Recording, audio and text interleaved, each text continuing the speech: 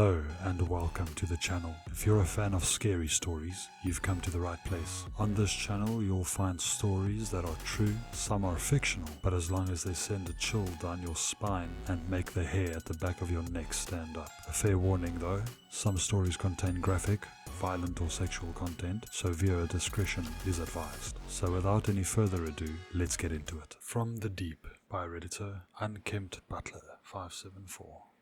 It couldn't have been a more relaxing day for David. The sun was reflecting off the glossy white finish of the ship. It was brand new and hurt his eyes a little if he looked at it too long. He was so proud that he could finally say that this was his ship. After years of sucking up and working his ass off, often on other people's ships, he could finally call this one his own. He and his wife boarded early in the morning, with his hired crew rushing around to make sure that they had everything they needed for their weekend at sea. For David, this was his computer, some cigars and a few bottles of champagne. His wife, Melissa, just needed the champagne, maybe some Benadryl. Their marriage was a solid one from the start. David was the best friend of the brother of Melissa's best friend. They had known each other for years before they realized they both wanted the same things in life. No kids, jobs that pay way too much, and friends that would keep their life interesting. And they achieved just that. Lately, David had been on edge over the past few months. His job had been hedging him about the possibility of promoting him, which was a respectable feat. The position was that of a VP of international finance for a large conglomerate. David wasn't entirely sure what their company did, but he knew it was mostly oil and deep-sea mining. All the hard work he had put into getting to know his insufferable higher-ups led him to eventually getting that promotion, which came with a bonus. That bonus was his ticket into a club of sorts, as all the VPs in the company used it to buy their first yacht. So David was a yacht guy now. He didn't mind at all since he could just pay people for the upkeep of the ship. He was more excited. This meant he could spend time with Melissa while also keeping up with his work. His company allowed their VPs to work from home, but most of them used that time to travel around the world while making a few calls a week and sitting in on meetings here and there. As David stepped foot on the ship, he could already feel the tension that usually enveloped his body leave, slowly at first, but once the boat started moving, it was entirely gone.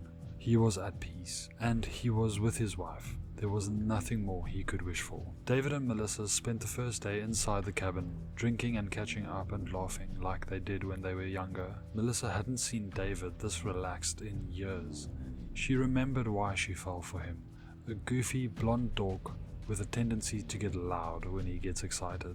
He liked The Lord of the Rings and rap music that would make his mother faint. Lately though, he had been more interested in the news and celebrity gossip and cultural issues. His job had taken his intelligence and talent and turned him into a drone, spouting facts about whatever his boss had shown the slightest sense of interest in. It was sad to watch, and even worse to be married to.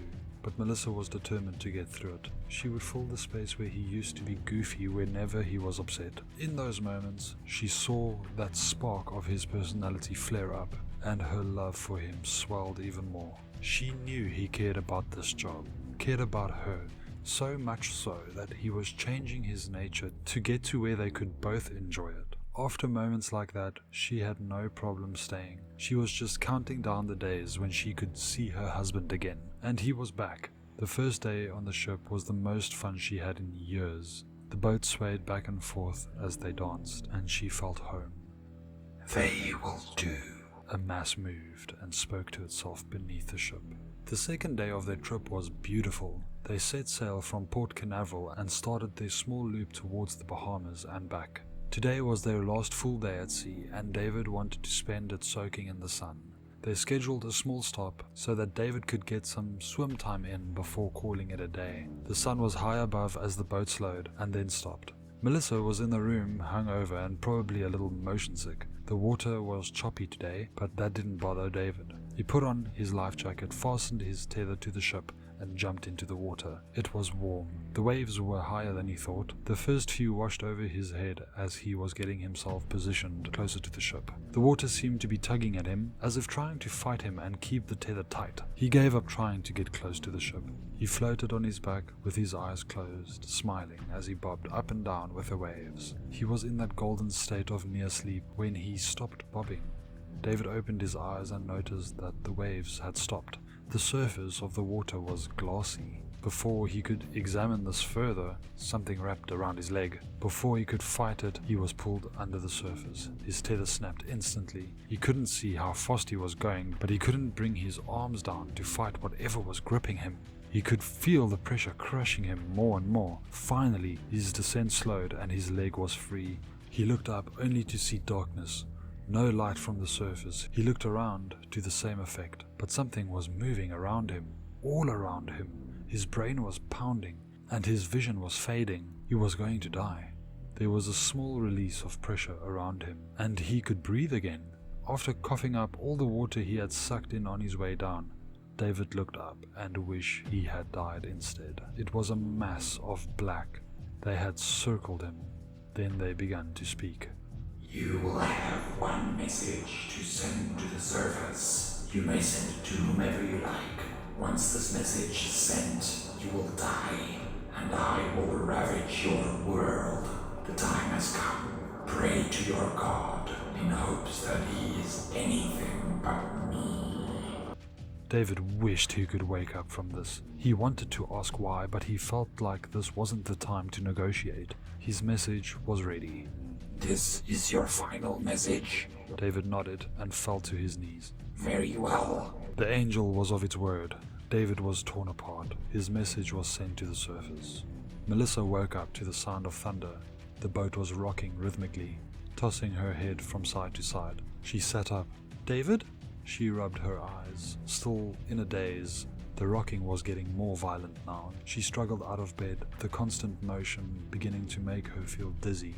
Melissa noticed her entire body shifting to keep in balance, reminding her of those people that would lean towards the front of the tram as it accelerated. She always had to stifle a laugh when she saw it. No way she was laughing today. As she staggered to the door, a glass broke on the floor next to her feet. It was a bottle of blackish green glass. The pieces lay scattered around a small crumpled piece of paper. It looked old. Melissa wondered if this was a surprise from her husband. Melissa fought the urge to smile as she picked up the letter. Her brow furrowed as she read the smudged ink. It is coming. Tell someone. I love you. The words burned into her mind, but she couldn't make any sense of them. Melissa pulled out her phone and called her mom. Not that she would know what to do. Melissa read the note to her mom. There was silence on the other end. Before she could get another word out, there was a noise coming from outside. Melissa hung up the phone and headed towards the door. As she reached for the handle, Melissa was knocked to the ground. Her face hit the floor hard. There was another noise outside, the lurching and groaning of tearing metal. This storm was getting dangerous. The cabin was undoubtedly the safest place to be in a situation like this, but she had to find David. As she stepped out of the cabin, a torrent of water washed over her. Her sweatpants and shirt were soaked immediately. Melissa was shivering. She looked out over the back of the ship. "David!" she yelled. Melissa could hardly hear herself. She tried looking for him and his neon yellow life jacket to no avail. The rain slowed just enough for her to notice a strange texture of tar black ocean before her. It was shimmering. It looked about ready to boil. The water began to do just that as a black mass of planetary proportions burst from below the surface, destroying the yacht, killing Melissa instantly. Her body lay to rest next to her husband at the bottom of the ocean.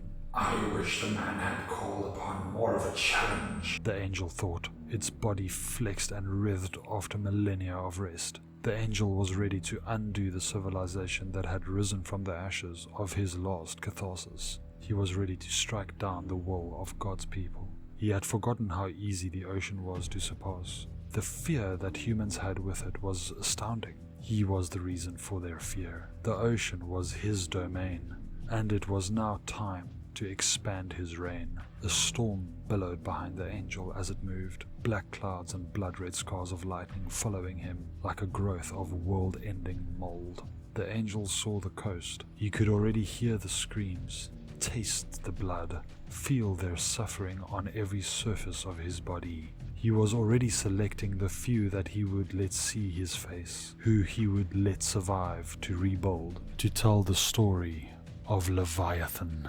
Thank you for watching. If you liked the video, hit the like button, don't forget to subscribe, and hit the bell icon so that you get notified for future videos. If you don't do these things, the like button will haunt your dreams and stalk your days forever.